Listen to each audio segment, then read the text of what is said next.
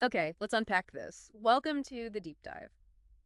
Today we are taking a monumental leap into the architecture of solid matter, focusing on a class of materials that I think often gets overlooked: ceramics.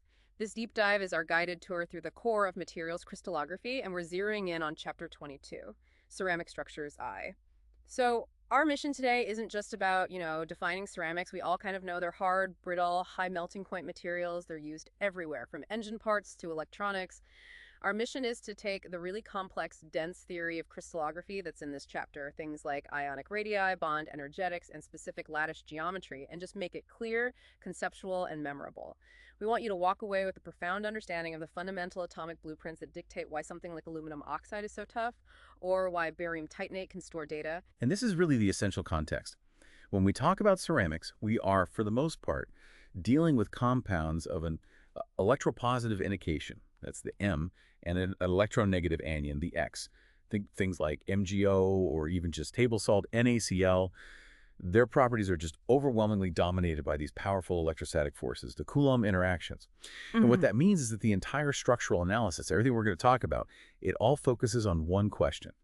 How do you arrange these positive and negative charges in three dimensions to get the lowest possible energy?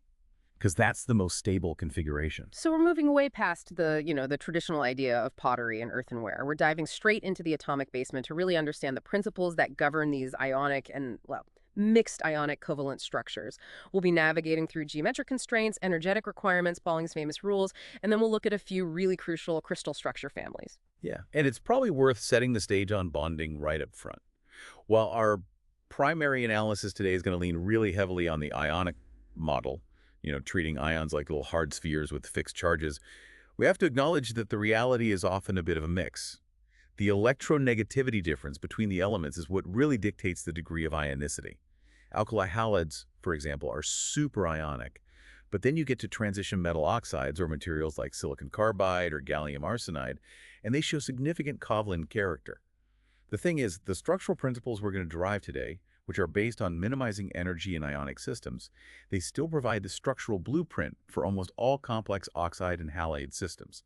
It's the best place to start. Okay, so before we can build a cathedral, we need to know the exact dimensions of the bricks. And in ceramic structures, these bricks are the ions. Their sizes, their ionic radii are the primary input for figuring out the entire architecture. And that's the first conceptual hurdle right there. Realizing that ionic radii are not the same as the atomic radii you might find on a standard periodic table. They're just not. When an atom loses electrons to become a cation, a positive ion, it loses its outer shell electrons. And that causes a really dramatic shrinkage. Conversely, when it gains electrons to become an anion, a negative ion, the increased electron repulsion makes that electron cloud swell up significantly. And this leads to a critical point. The size of the ion is not static. It's not one single number. It depends on several factors, including the oxidation state and the charge. But maybe the most crucial variable is the coordination number, or CN. Basically, how many immediate neighbors are surrounding that ion. Exactly. This is a level of detail that, an introductory physics course might just gloss over, but it is absolutely vital in crystallography. The electron cloud distribution, the physical space the ion actually occupies, isn't a perfect sphere. It deforms just a little bit based on the geometric confinement from its neighbors. We can see this really clearly in the actual measured data. Let's take the oxygen anion, O2 minus.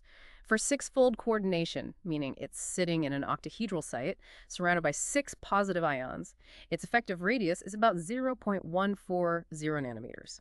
But if we take that same oxygen ion and put it into a four-fold environment, a tetrahedral site surrounded by only four positive ions, its radius actually shrinks to 0.135 nanometers. And that tiny difference, 5 thousandths of a nanometer, is enough to completely change the geometric prediction for what structure should be stable.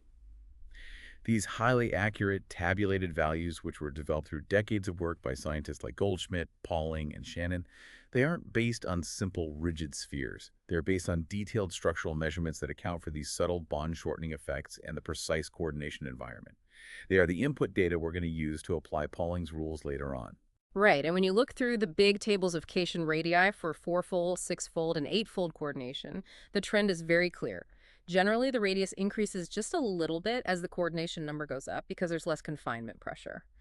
And for a single element, the higher the positive charge, say titanium 2 plus versus titanium 4 plus, the smaller the ion becomes. That's because of the stronger pull of the nucleus on the electrons that are left. This variability just underscores that the architecture dictates the size, not really the other way around. Okay, so once we have the building blocks, we need the blueprint for how they arrange themselves. And ultimately, the stability of any crystal structure is governed by thermodynamics. The crystal is going to adopt the structure that gives it the lowest total potential energy, period. And we model the interaction between any two ions using a modified pair potential, which we can call V of R. Conceptually, this potential energy function includes two dominant opposing forces. Can you walk us through those? Certainly. So first, you have the repulsive term. This is a very short-range force that just kicks in intensely when the electron clouds of adjacent ions start to overlap. It's what prevents the ions from just collapsing into one another. Sure. It's often modeled exponentially, which means it shoots up incredibly fast as the separation distance, r, gets really small. And the second is the attractive term. This is the long-range force that really defines the ionic bond itself. That's your classic Coulomb interaction. It's proportional to the product of the two ionic charges, Zm and Zx, and inversely proportional to the separation distance, r.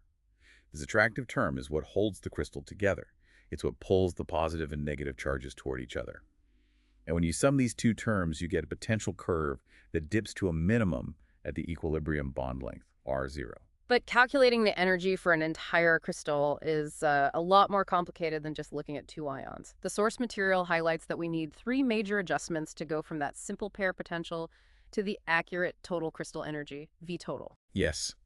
The first crucial adjustment is recognizing that the stability calculation has to include the energy cost of creating the ions in the first place. This is the ionization energy, the energy required to strip electrons from the metal M, and the electron affinity, which is the energy released when the non-metal X gains electrons. We have to account for that whole energy transaction that's required to convert neutral atoms into charged ions before we even place them in the lattice. So we're basically factoring in the cost of production before we calculate the profit of the bonding. Precisely. The second adjustment, which is pretty minor for purely ionic solids but still important, is including a small covalent attraction term. This just accounts for materials where the bonding isn't, perfectly 100% ionic. And the third adjustment is the most mathematically and conceptually significant one. It involves something called the Madelung constant, alpha. Why is this constant so pivotal? Because a crystal isn't just one pair of ions. It's an infinite array. The total Coulomb energy can't be calculated by just looking at the nearest neighbors. Every single ion interacts with every other ion in the lattice. You've got attraction from your second nearest neighbors, repulsion from your third nearest neighbors, and so on, out to infinity.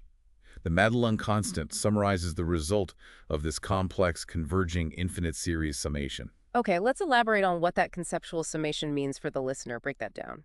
Okay, so imagine you're sitting on a sodium ion, a Na+, in a salt crystal.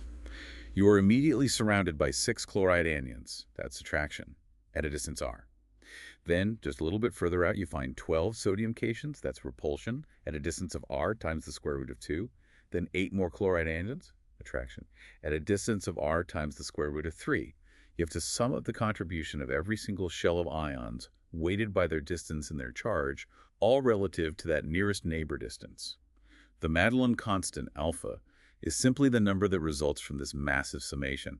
It acts as a scaling factor, converting the simple nearest neighbor electrostatic energy into the total Coulomb energy of the entire crystal. And since alpha is dependent only on the geometry of the lattice, it becomes a really powerful comparative tool, doesn't it? It absolutely does. It tells us which geometric arrangement is electrostatically preferred for a given stoichiometry. For instance, the rock salt structure, NaCl, has a Madelung constant of about 1.748. The CSCl structure, which looks simpler, actually has a slightly higher Madelung constant of 1.763. That little difference means that, purely from an electrostatic standpoint, the 8-fold coordination of CSCl is marginally more stable than the 6-fold coordination of rock salt, all else being equal. This constant is directly used to calculate the equilibrium lattice constant and the crucial cohesive energy, the energy you need to break the crystal apart into free ions, which in turn dictates the material's overall stability and its melting point. That structural stability, dictated by all this complex energetics, is actually distilled down into five remarkable and, surprisingly simple empirical rules. They were formulated by Linus Pauling way back in 1929. These rules are the foundational structural roadmap for ionic solids. Ceramic structures are complex, they often deviate from simple metal close packing, and Pauling's rules dictate how they have to deviate while still maintaining stability. Okay, let's walk through these 5 rules, starting with the most intuitive one, which is really all about local geometry. Rule 1, the coordination polyhedron. This just states that the small eternal cation is surrounded by a coordination polyhedron of larger anions. The cation-anion distance is just the sum of their radii, R anion plus R anion. The critical prediction here is that the coordination number of the Cn, which is the number of anions surrounding the anion cation, is determined solely by the radius ratio, rho, which is orientation divided by R anion. If that ratio is too small, the packing is unstable. So that sets the geometric stage. But geometry alone isn't enough. We need charge balance. And that brings us to what might be the most powerful rule for predicting stoichiometry and even defect behavior. Rule 2, the electrostatic valence principle. This rule ensures local charge neutrality. It means that the positive charge arriving at any single anion from all of its surrounding cations has to perfectly balance the negative charge of that anion. We quantify the charge contribution from a single cation bond using something called the bond strength, S, which is just a cation charge, Z divided by its coordination number, N. So S equals Z over N. And for the structure to be stable, the sum of all the bond strengths reaching a specific anion must equal the magnitude of that anion's charge. This principle is profound because it means that if you change the coordination number, the charge of the ions has to change, or the whole system just collapses.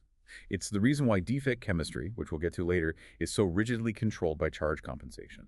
Okay, now for the rules of stability, which are all about minimizing that powerful Coulomb repulsion between the highly charged positive ions. Rule 3, sharing vertices, edges, and faces. This is Pauling's minimization criterion. Coordination polyhedra sharing edges, or even worse, sharing faces, destabilizes the structure compared to sharing only vertices. And why is that? Because sharing edges or faces brings the highly charged central cations too close together. That leads to intense Coulombic repulsion, which raises the system's energy. Sharing vertices keeps the cations as far apart as possible, which maximizes their separation, and is therefore the preferred way to connect. But Rule 4 tightens that constraint specifically for the most problematic ions, right? Right. Rule 4, cation propulsion repulsion. This rule basically emphasizes the danger zones. When you have cations with a high charge, like a 3+ or a 4+, and a low coordination number, that repulsion is magnified. Such polyhedra have to rigorously avoid sharing edges or faces. If they're forced to share, and we'll see this in the corundum structure, the structure has to undergo a severe distortion to physically push those highly charged cations further apart. This distortion is the system's compromise to survive a Rule 3 violation.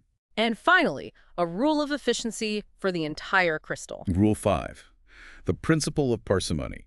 This is really a thermodynamic statement. It just says that the number of chemically and crystallographically distinct atomic environments in a crystal tends to be small. Nature prefers simplicity. Structures that can achieve stability with fewer unique sites are thermodynamically favored because they minimize the entropy cost of complexity. Pauling's rules, especially Rule 1, hinge entirely on geometry. So to really understand the relationship between the radius ratio, rho, and the coordination number, Cn, we need to conceptually walk through the geometric constraints. We're treating the ions as non-compressible hard spheres. The critical concept here is the critical radius ratio, or rho sub c. This is the absolute minimum ratio of R to over R anion that's required for a stable configuration. Stability is achieved when the central cation just touches all of its surrounding anions, and the anions do not touch each other. If rho falls below this critical value, the central cation rattles in the void, and the anions come into contact, which generates strong anion-anion repulsion and destabilizes the whole structure. Let's visualize the specific critical ratios for the different coordination numbers, just like the source material derives them. We can start with the simplest, Cn equals 3, or triangular coordination. Imagine 3 large anions forming an equilateral triangle. The cation sits perfectly in the center void. For stability, the distance between the center of the catenation and the sentinel of an anion, which is R octation plus R anion, must be equal to the distance from the center of the triangle to its vertices. Using some basic trigonometry, specifically a right triangle with a 30-degree angle, we can calculate the critical ratio. The result is 0.155. Next up, Cn equals 4, or tetrahedral coordination. Here, the four anions sit at the corners of a tetrahedron. This geometry is often described by embedding the tetrahedron inside a cube. The anions touch along the face diagonal of that cube. The central cation touches the anions along the body diagonal. The condition for the cation to fit perfectly without the anions touching each other yields a slightly larger critical radius ratio, 0.225. This means the cation has to be at least 22.5% the size of the anion. Moving on to Cn equals 6, octahedral coordination, which is a highly prevalent coordination. 6 anions surround the cation, forming an octahedron. You can also think of them sitting at the faces of a cube. Here, the anions touch along the cube edge, and the cation touches them along the face diagonal. Setting up the geometric relationship between the cube edge length and the radii sums, we arrive at the critical ratio, 0.414. If the ratio is less than this, the system prefers tetrahedral coordination. And finally, Cn equals 8, cubic coordination. 8 anions sit at the corners of a cube. The anions are still touching along the cube edges, but now the cation has to span the entire body diagonal. This requires a much larger cuscation relative to the anion. Solving for this geometric constraint gives us the highest critical ratio before you get to 12-fold coordination, 0.732. The beauty of these calculations is that they define predictive ranges. If your calculated radius ratio is, say, 0.6, Pauling's Rule 1 instantly predicts stable 6-fold, or octahedral, coordination. If it's 0.85, it predicts 8-fold, or cubic, coordination. It's a powerful first guess. But these geometric predictions must always be checked against the final constraint, the stoichiometry constraint. As we noted, for a general compound AMBN, the coordination numbers you choose have to satisfy the ratio CNA over CNB equals N over M. For NaCl, that's AB, the ratio is 1 to 1, so CNA equals CNB equals 6. That works. For calcium fluoride, Caf2, that's AB2, the ratio is 2 to 1, so CNA over CNB is 8 over 4, which satisfies the 2 to 1 anion to cation ratio. The chemistry and the geometry absolutely must align.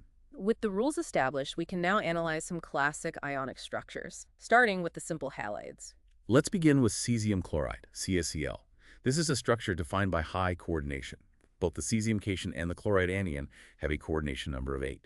It's crucial to clarify its structure, though. It's often visualized as a cube with a chloride at the corners and a cesium at the center, but it is not body-centered cubic, or BCC, because the corner atoms and the center atom are different species. Precisely. It's an arrangement where the chloride anions form a simple cubic lattice, and the cesium cations occupy the large interstitial void right at the center of that cube.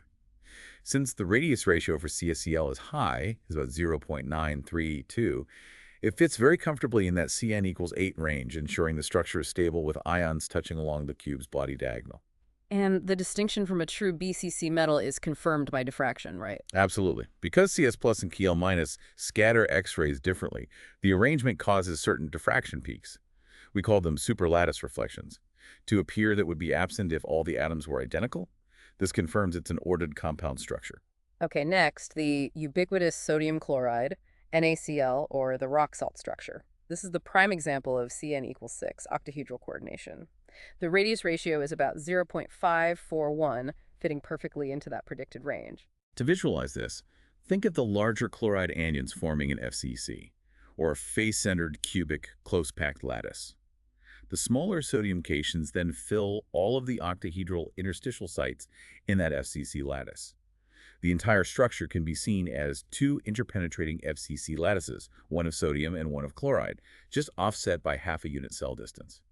And the stability check using Pauling's Rule 2 is really elegant here. It is. Sodium is a 1+ charge. Its coordination number is 6, so the bond strength is 1/6. 6 sodium ions surround the chloride ion, which has a charge of 1-. So the total strength is 6 times 1/6, which equals 1. It perfectly balances the anion charge. What about Rule 3? Rock-salt coordination with Cn equals 6 requires the octahedra to share 6 edges. That's less stable than vertex sharing, but... But because the charges are low, sodium is only 1+, the resulting cation repulsion is manageable. It's enough to keep the structure viable and highly stable. Okay, finally, let's move to the AX2 stoichiometry with calcium fluoride, Caf2, which is the fluorite structure. Here, the calcium cations form an XCC lattice, and the fluoride anions fill all 8 of the tetrahedral interstitial sites. This structure flips the coordination number requirements as dictated by the stoichiometry, that N over M equals 2 over 1 rule. The calcium cation is 8-fold coordinated, That's cubic by the fluoride anions, while each fluoride anion is fourfold coordinated. That's tetrahedral by the calcium cations. And the fluorite structure is exceptionally important, isn't it? It has some really interesting properties. Oh, absolutely. Its open nature, with all those tetrahedral sites occupied, means it also has large, unoccupied octahedral sites. This structural openness makes fluorite-based ceramics, especially things like substituted zirconias, excellent fast ion conductors. These are materials where ions can rapidly diffuse through the lattice, which is crucial for applications like fuel cells and sensors. And, as you mentioned, the anti-fluoride structure, where the roles are swapped, like in lithium oxide, uses this exact same structural framework for high-performance battery cathodes. Now, for structures where the bonding tends to have a bit more covalent character, beginning with the structure that defines so many semiconductors. That would be the zinc sulfide, or ZNS, structure. It's also known as the zinc blende structure. Like NaCl, it starts with an FCC lattice, but here the sulfur anions form the FCC lattice, and the zinc cations only occupy half of the tetrahedral interstitial sites, 4 out of the 8. The consequence of that is that both ions end up with a coordination number of 4. Tetrahedral coordination for everybody. The radius ratio for ZNS is typically right at the upper end of the CN=4 range, just near the threshold for CN6. The stability here is profound, and it really confirms Pauling's Rule 3. With a high charge, 2+ on the cation, sharing edges would be catastrophic. ZNS avoids this completely. The zinc tetrahedra share only vertices, extending in a diamond-like lattice along the one direction. The bond strength calculations equals 2/4, which is 1/2, also confirms local charge neutrality. This structural motif is the foundation for all 3V semiconductors, like gallium arsenide and other C semiconductors, which just demonstrates its stability even when the bonding is highly covalent. Next, let's tackle the highly charged and highly stable aluminum oxide, all 2O3, or the corundum structure. This is the structure of sapphire and ruby, known for its extreme hardness and chemical inertness. The architecture is complex. The large oxygen anions form a slightly distorted hexagonal close-packed, or HCP, sublattice. The highly charged aluminum 3+ cations then occupy 2/3 of the octahedral interstitial sites. This results in a 6-fold coordination for the aluminum. This structure is a famous exception to the general preference for vertex sharing. The source material notes that the aluminum octahedra share faces along the C-axis and edges perpendicular to it. Now, given the high 3+ charge in the aluminum, Pauling's Rule 4 would just scream instability. So why is corundum one of the hardest and most stable known ceramics? This is a perfect illustration of how the real world compromises with Pauling's rules. The structure is only stable because it undergoes a significant structural distortion. The aluminum ions shift slightly off-center within their oxygen octahedra. Specifically, they move away from the shared face or edge. This displacement maximizes the distance between the aluminum ions, mitigating the severe Coulomb repulsion caused by sharing, and thus lowers the total energy enough for the structure to persist. The incredible strength, inertness, and high melting point of corundum stem directly from this highly charged, highly dense, yet highly stabilized architecture. Okay, let's talk about a structure family that really dictates modern electronics, perovskites. The AbO3 oxides, prototyped by calcium titanate. These materials are central to everything from fuel cells to memory storage. The perovskite structure is amazing because it can accommodate large A cations, often 2+ or 3+, and smaller B cations, which are often 4+ or 3+, along with oxygen. In the ideal cubic configuration, the structure is essentially a network of corner-sharing BO6 octahedra. The small B cation sits in the center of the octahedron, so it has a coordination number of 6. The very large A cation then sits in this huge interstitial void defined by 8 of these corner-sharing octahedra, which gives the A cation a 12-fold or cuboctahedral coordination. The classic example is barium titanate, BaTiO3, which is a functional ceramic. It's ferroelectric. In its high-temperature state, above about 120 degrees Celsius, it is a perfect symmetrical cubic perovskite. But what happens at room temperature to make it functional? As the temperature drops, the structure undergoes a crucial phase transition. The central, highly charged titanium 4+ ion shifts slightly off-center along one of the principal axes of the cube. At the same time, the surrounding oxygen cage also shifts. And the result is a loss of symmetry.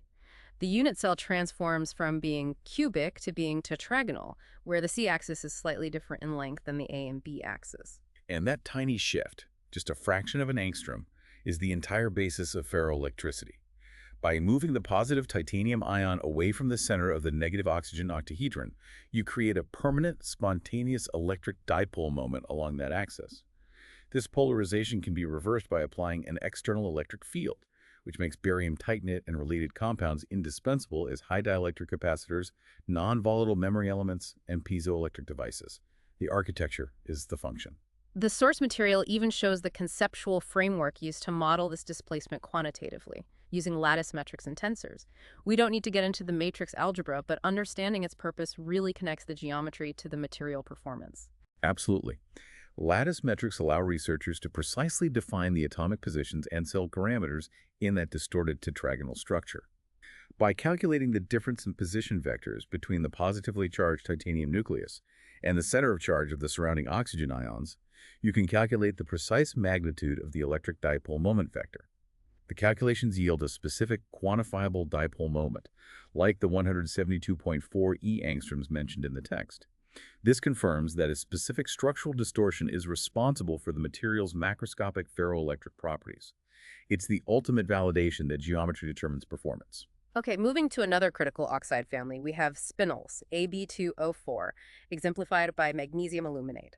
These are structurally defined by a highly organized FCC arrangement of the large oxygen anions. The complexity here arises from how the two different cation species, the A2+ and the B3+, distribute themselves across the interstitial voids defined by that oxygen lattice.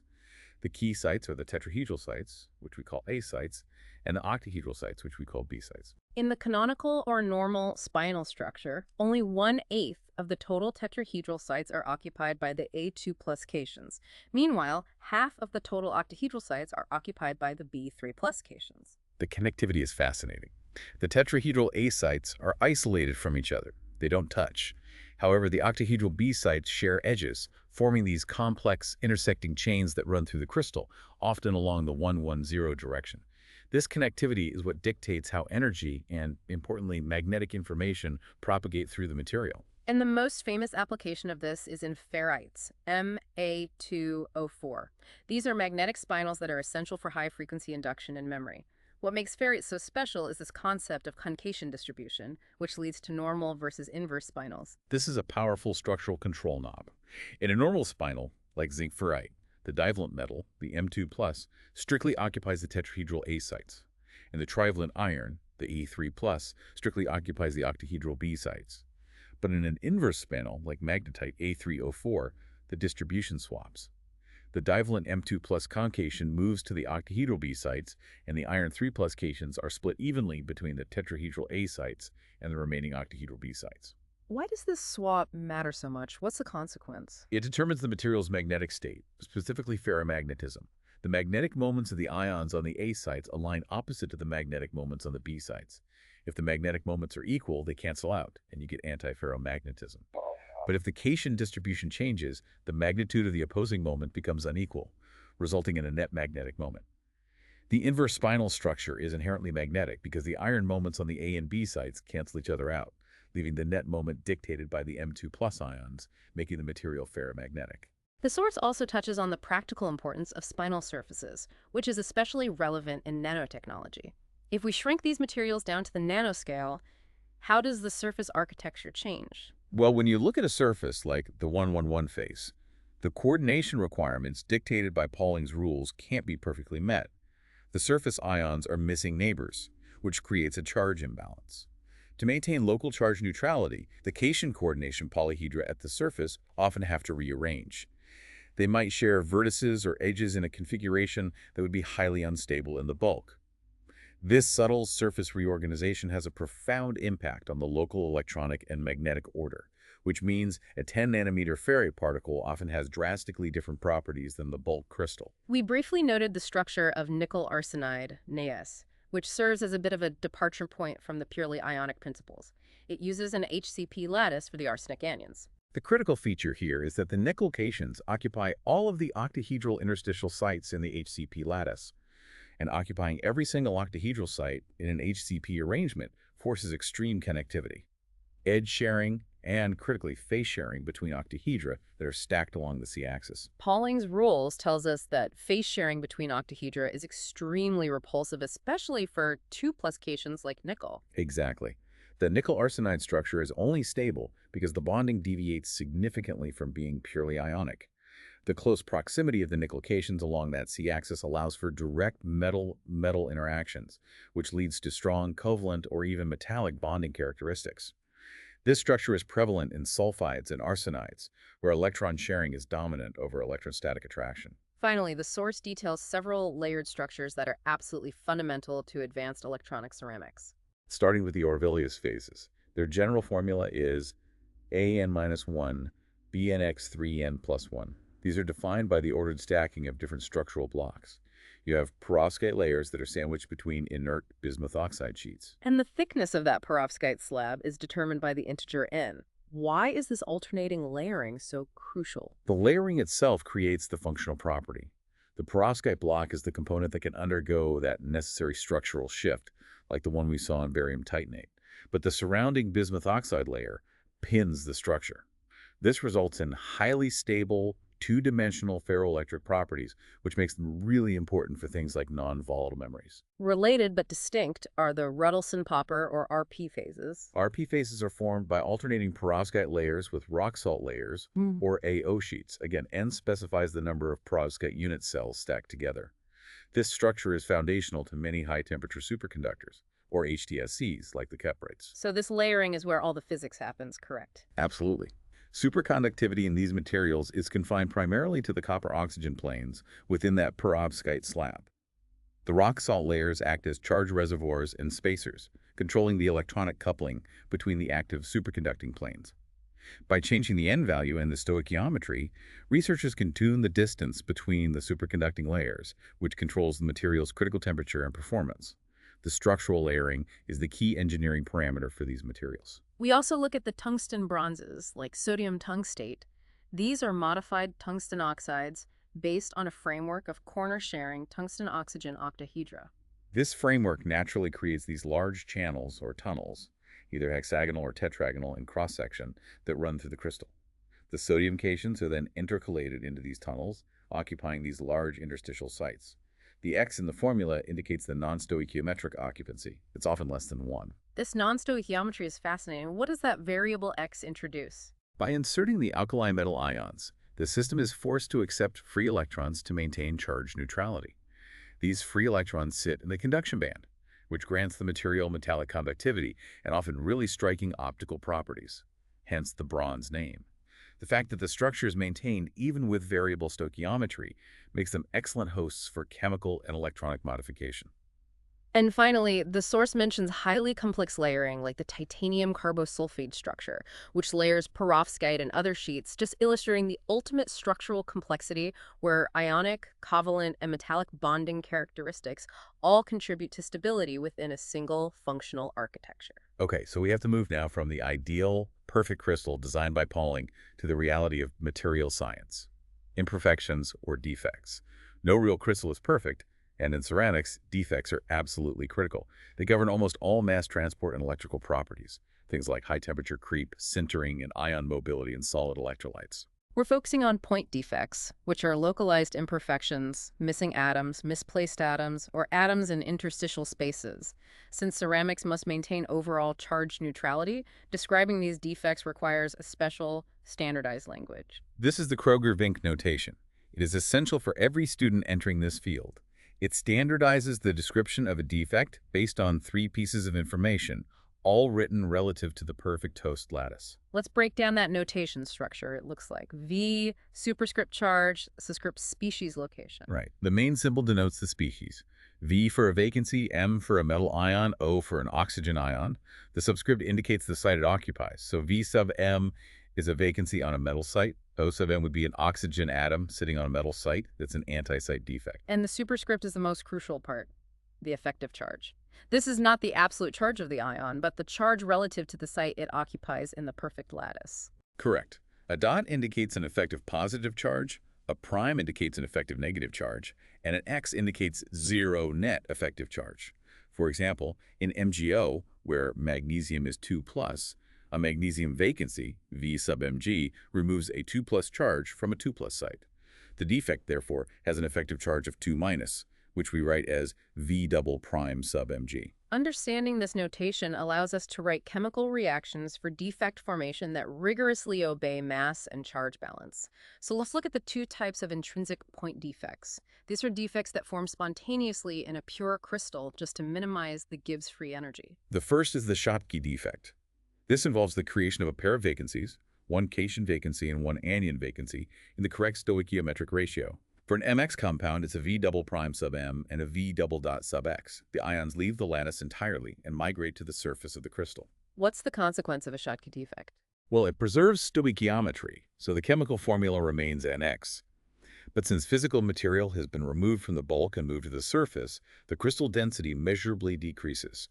Schottky defects are dominant in materials with high coordination numbers and similar-sized cations and anions like NaCl. The second type is the Frenkel defect. The Frenkel defect is an internal migration.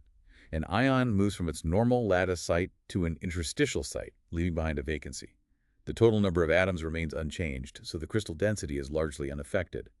Frenkel defects are favored in materials where the cation is much smaller than the anion, which makes those interstitial sites accessible, such as in silver halides like AgCl. We need to conceptually understand the math behind defect concentrations. How does thermodynamics dictate how many defects actually exist? The number of defects created is governed by the change in Gibbs free energy, delta G, associated with forming the defect.